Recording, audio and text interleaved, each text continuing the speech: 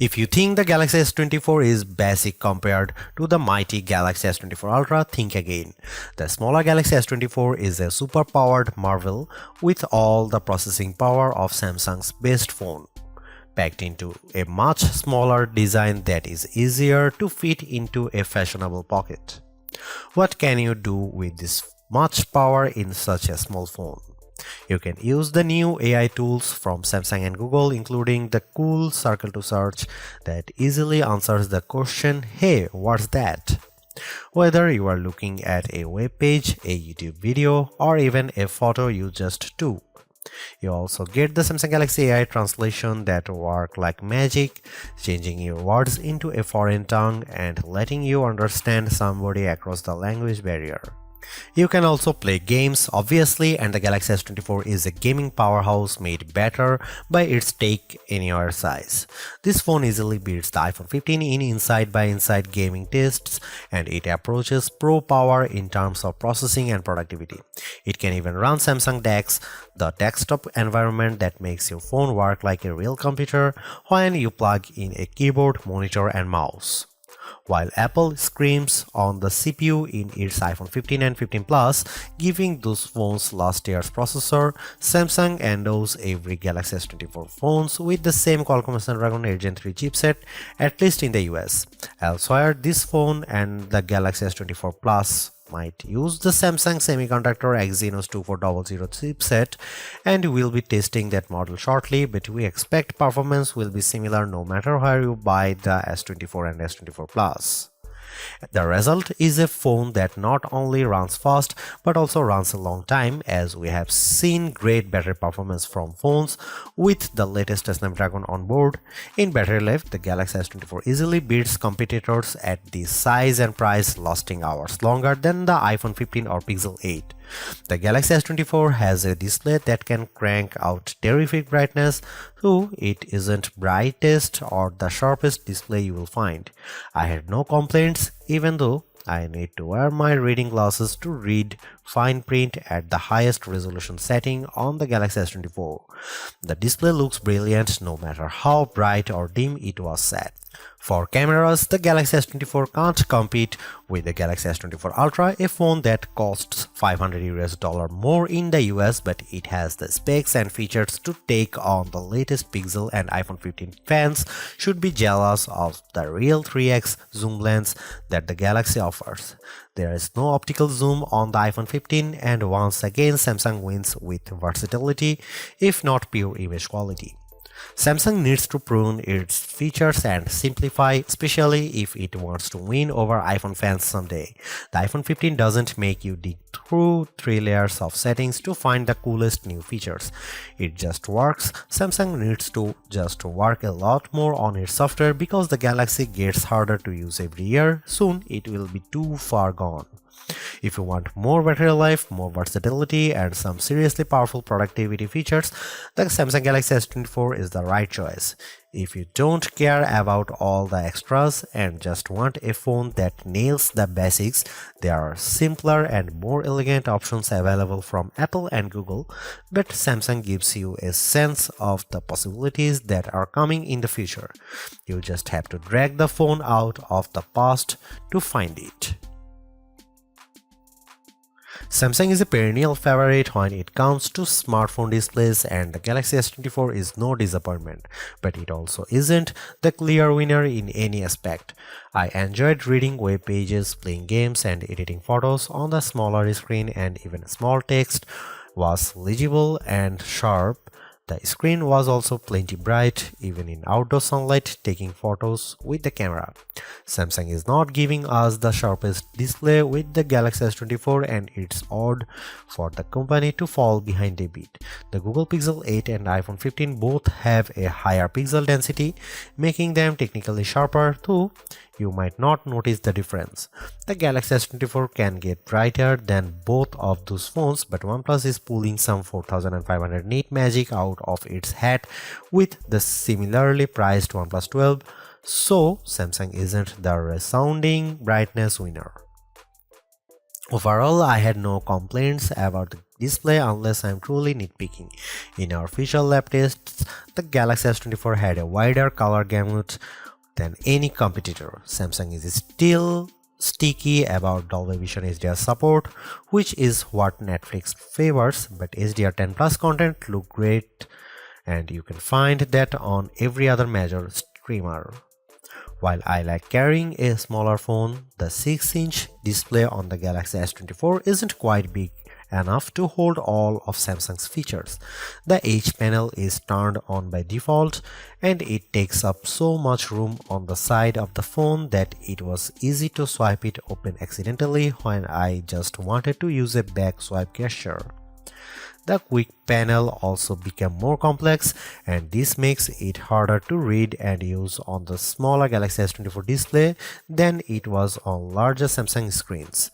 Overall, more software simplicity would help show off that screen instead of bogging it down with icons and menu clutter.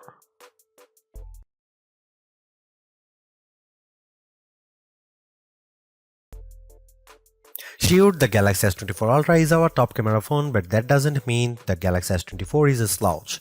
Most of the great work Samsung has done improving its image processing carries through here. Photos I shot with the Galaxy S24 look better, more natural than photos taken with either the Galaxy S23 or my iPhone 15.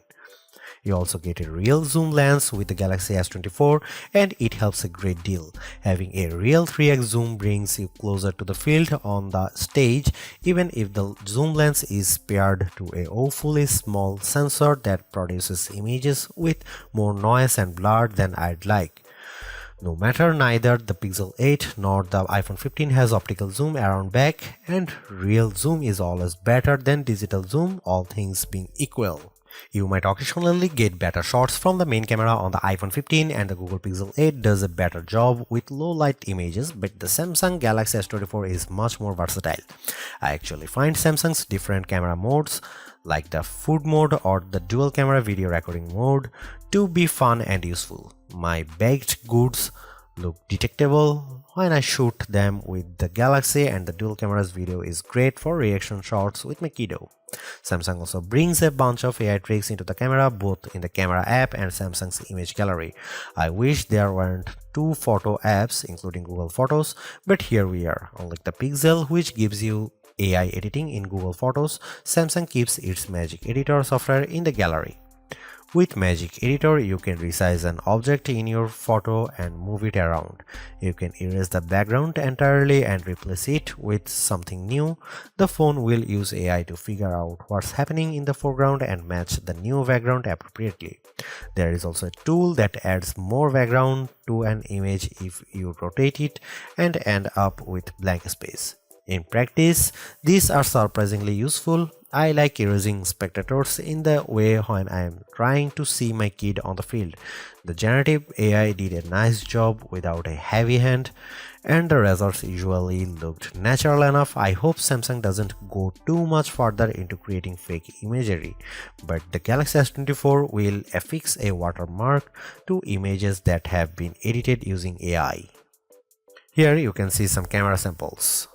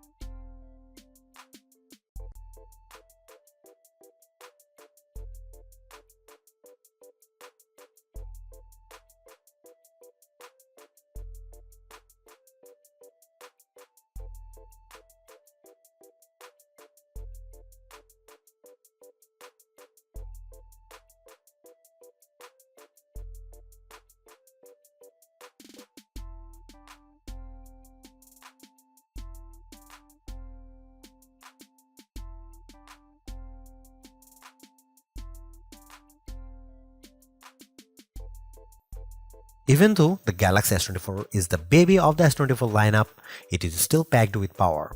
If the larger sizes of the S24 Plus and S24 Ultra don't appeal to you, but you don't want to miss out on the latest and greatest that Samsung has to offer, then the S24 is still a good buy.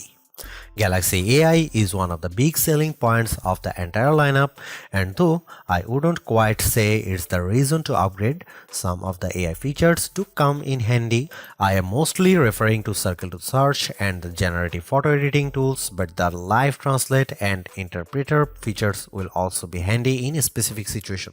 And while the camera hardware hasn't changed, the software behind the image processing has definitely been fine-tuned. It's better now, in my opinion, with less burned into your retinas, vividness, and more realistic hues. There is also a lot to like about the new Snapdragon 8 Gen 3 for Galaxy chip, especially power efficiency. Even though the S24 only has a 4000 mAh cell, it has great battery life, all things considered. Plus, the performance with Android 14 and One UI 6.1 is fast, snappy, and responsive enough for pretty much anything you throw at it. If you are due for an upgrade this year, the Galaxy S24 is a good phone on your shopping list. It's not a must-have upgrade if you already have a Galaxy S23, but if you are upgrading from an older model, there is a lot to like here. Thanks for watching, see you in the next one.